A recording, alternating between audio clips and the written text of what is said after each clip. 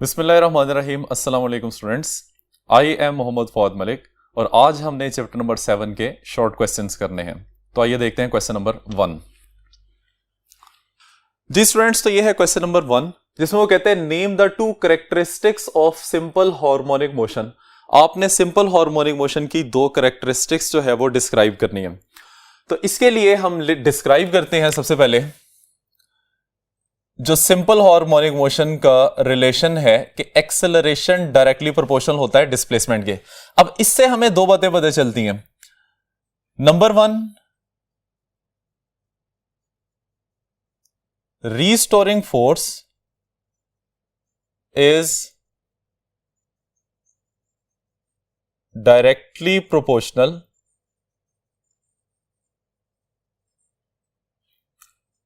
To displacement. और displacement कहां से मेजर किया जाता है? From mean position. अब रिलेशन हमने एक्सेलरेशन का लिखा है और बात हमने यहां पे फोर्स की कर दी है। तो स्टूडेंट्स, आप लोगों को याद होगा कि आर्टिकल में हमने ये बात की थी कि सिंपल हार्मोनिक मोशन में जनरेट होने वाला एक्सेलरेशन रीस्टोरिंग फोर्स की वजह से होता है। और न्यूटन सेकंड लॉ के मुताबिक हमें यह बात पता है कि जब भी सिस्टम में फोर्स होती है तो एक्सेलरेशन होता है और दोनों के एक दूसरे की डायरेक्शन में, दोनों की डायरेक्शन जो है वो सेम होती है। ठीक है। अब सेकेंडली हम इस रिलेशन के मुताबिक लिखते हैं कि acceleration is directly proportional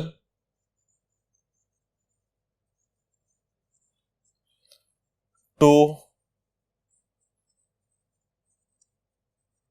displacement from mean position and always directed towards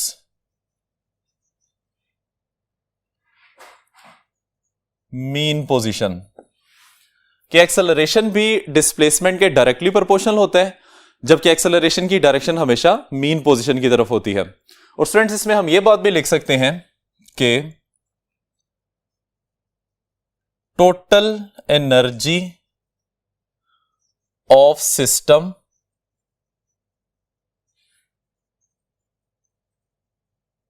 remains constant. ठीक है स्टूडेंट्स, आइए अब हम चलते हैं क्वेश्चन नंबर 2 की तरफ। क्वेश्चन नंबर 2 में कहता है does frequency depends upon the amplitude of harmonic oscillator. कि फ्रीक्वेंसी हार्मोनिक ऑसिलेटर के एम्पलीट्यूड पे डिपेंड करती है या नहीं। हार्मोनिक ऑसिलेटर क्या चीज होती है? अब आप लोगों ने आर्टिकल दो किस्म के पढ़े हैं, एक तो मैस स्प्रिंग सिस्टम पढ़ा है, दूसरा पेंडुलम वाला पढ़ा है। अगर उन दोनों सिस्टम्स की हम कंबाइनली बात करें तो उसको हम जनरली नाम देते हैं हार्मोनिक ऑसिलेटर का। ठीक है स्टूडेंट्स, इसमें आपने दोनों सिस्टम्स को डिस्क्राइब करना है, दोनों सिस्टम के फ्रीक्वेंसी के रिलेशन लिखेंगे और उसमें हम डिस्क्राइब करेंगे कि फ्रीक्वेंसी एम्पलीट्यूड पे डिपेंड करती है या नहीं। ठीक है, तो आइए देखते हैं। इसका आंसर बनेगा no, frequency does not depend upon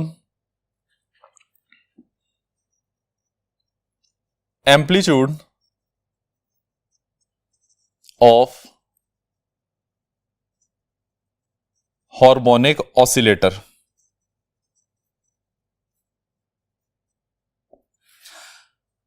इसमें हम दोनों केसेस डिस्क्राइब करते हैं। फॉर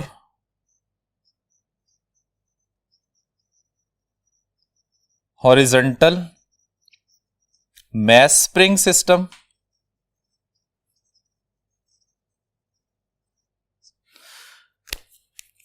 जिसके लिए फ्रीक्वेंसी का रिलेशन होता है F is equal to 1/2 under root of K/M। और दूसरा सिस्टम है हमारे पास for simple pendulum. Simple pendulum के केस में फ्रीक्वेंसी का रिलेशन होता है F is equal to 1/2 under root of G/L। तो स्टूडेंट्स इन दोनों रिलेशंस को देख के हमें यह पता चलता है कि कोई भी पैरामीटर ऐसा नहीं है, ना मैस स्प्रिंग सिस्टम के अंदर ना ही पेंडुलम के अंदर, जो कि इस टर्म यानी एम्पलीट्यूड को डिस्क्राइब कर रहा हो। तो इस वजह से हम लिख सकते हैं hence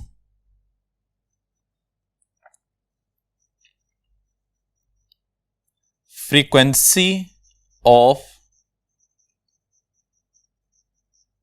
harmonic oscillator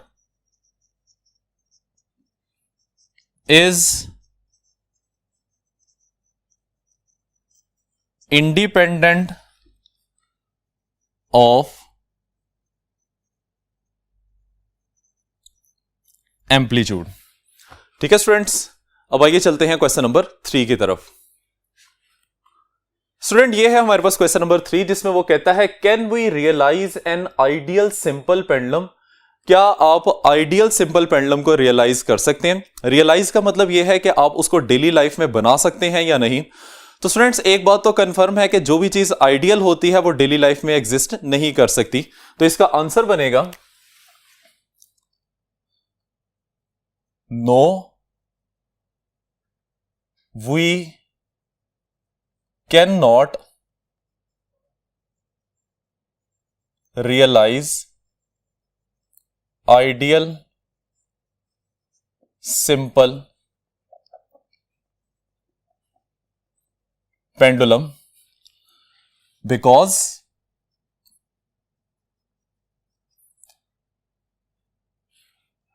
it consists of point number 1 point mass, number 2 massless and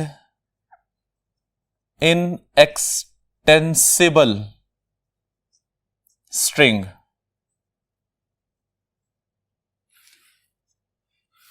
connected with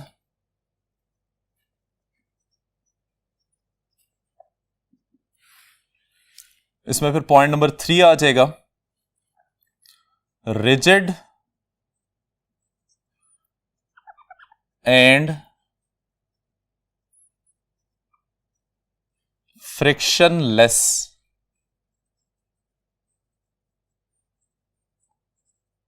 support। तो स्टूडेंट्स ये वो बातें हैं जो कि हम डेली लाइफ में या प्रैक्टिस में अचीव नहीं कर सकते। लाइक एक पॉइंट मैस का मतलब होता है कि बहुत ही छोटा सा मैस होना चाहिए। पॉइंट नंबर 2 है मैसलेस एंड इनएक्सटेंसिबल स्ट्रिंग। आपके पास जो धागा है वो मैसलेस होना चाहिए और उसमें किसी किस्म की एक्सटेंशन ना हो सके। नंबर 3 वो कहता है कि सपोर्ट जहां से आपने सिंपल पेंडुलम को टाई किया हुआ है या बांधा हुआ है वो रिजिड सपोर्ट होनी चाहिए और साथ में वो फ्रिक्शनलेस भी होनी चाहिए।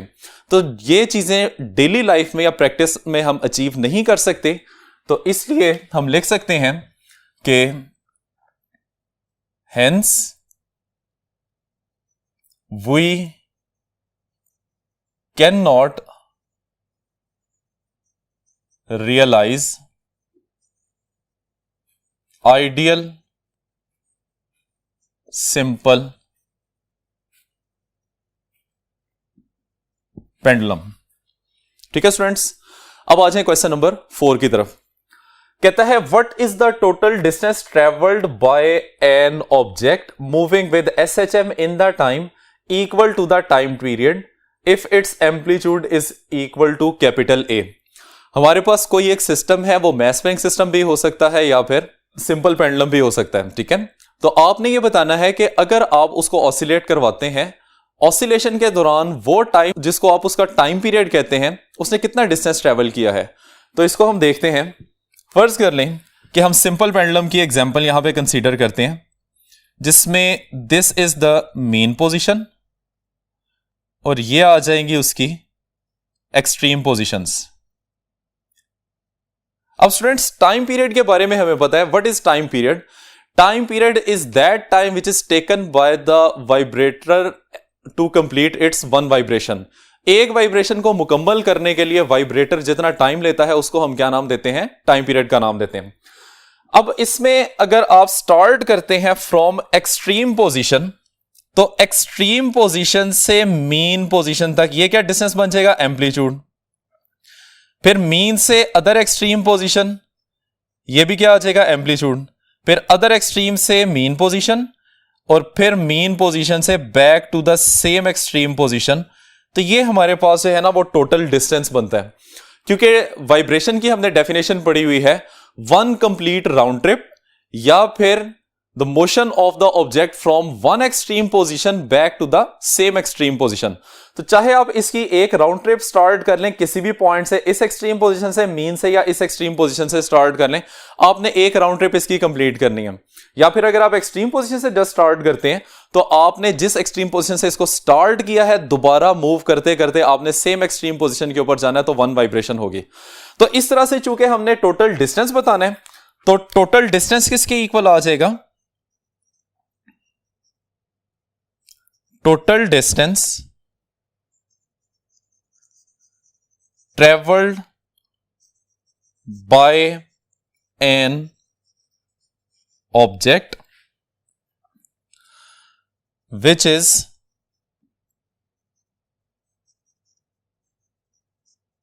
performing SHM in time equal to its time period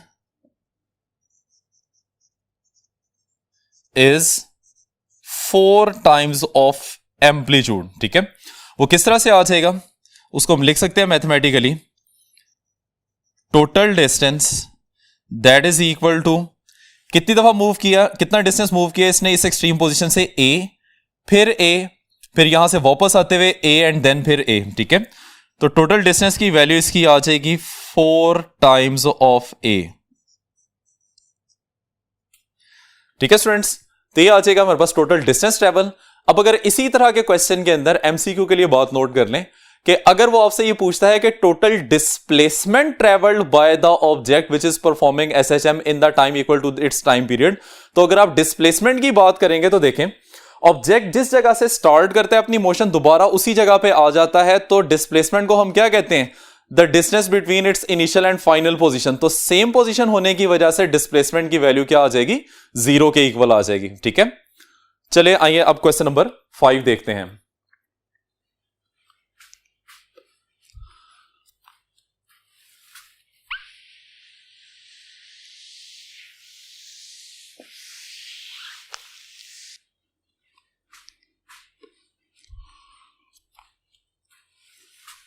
ji students, अब आइए क्वेश्चन नंबर 5 देखते हैं। इसमें कहता है कि what happen to the time period of the simple pendulum if its length is double and what happen if the suspended mass is double. आपने time period को डिस्क्राइब करना है अगर आप पेंडुलम की लेंथ को 2 टाइम्स कर देते हैं और जो आपने उसके साथ मास सस्पेंड किया हुआ है उसको 2 टाइम्स कर सकते हैं। तो आइए देखते हैं। सबसे पहले तो इसमें हम टाइम पीरियड का रिलेशन लिखते हैं।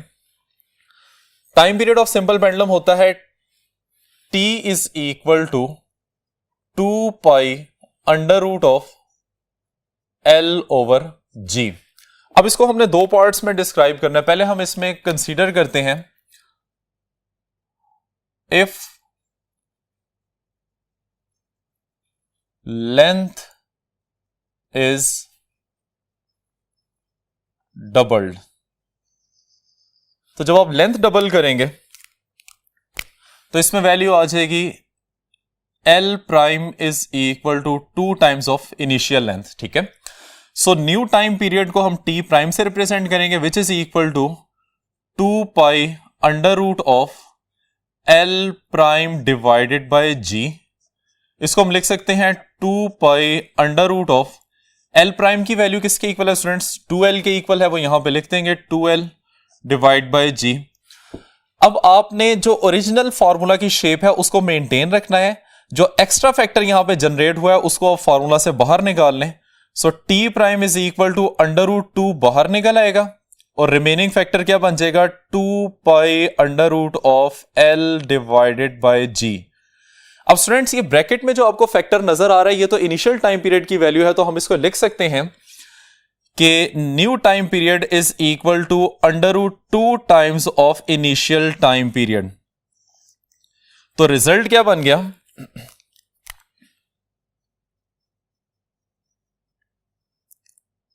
रिजल्ट में हम लिख सकते हैं by doubling the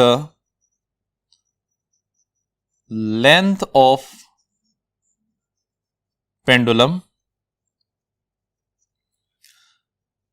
its time period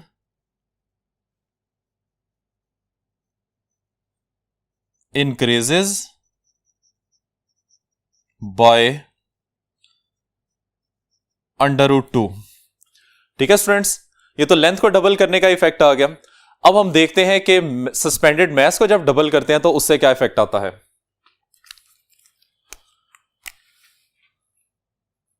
if suspended mass is doubled। तो स्टूडेंट्स हमें फॉर्मूला से पता चल रहा है कि टाइम पीरियड सस्पेंडेड मास पे डिपेंड नहीं करता, तो इसको हम डिस्क्राइब कर सकते हैं कि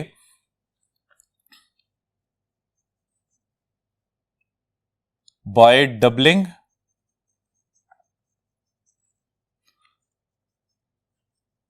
suspended mass time period of simple pendulum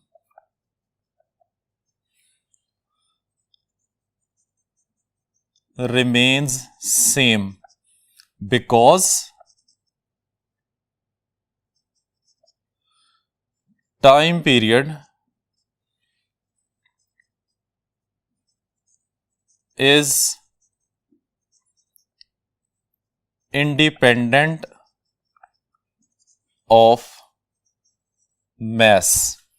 ठीक है स्टूडेंट्स, तो ये है हमारे पास क्वेश्चन नंबर 5। अब आइए देखते हैं क्वेश्चन नंबर 6।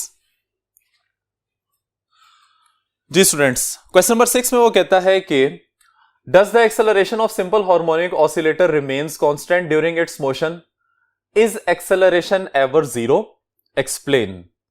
के सिंपल हार्मोनिक ऑसिलेटर का एक्सेलरेशन कांस्टेंट रहता है या नहीं, और क्या कभी उसकी वैल्यू जीरो भी होती है, आपने इसको डिस्क्राइब करना है।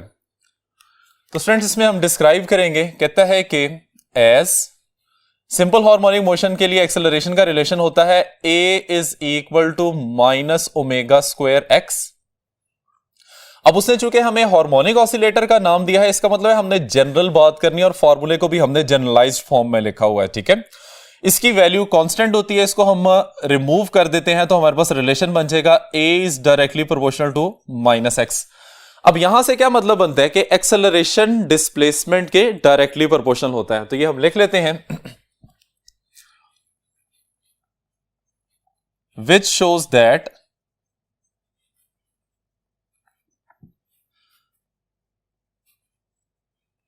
acceleration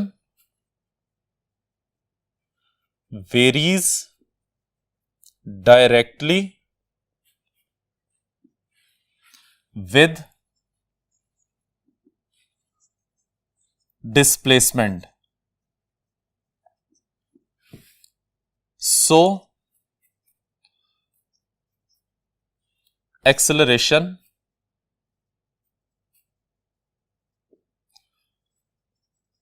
does not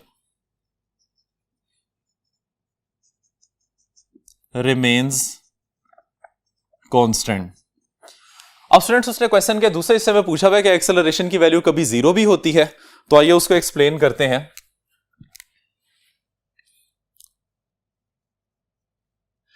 कहता है कि when object passes through its mean position, then displacement becomes 0 and hence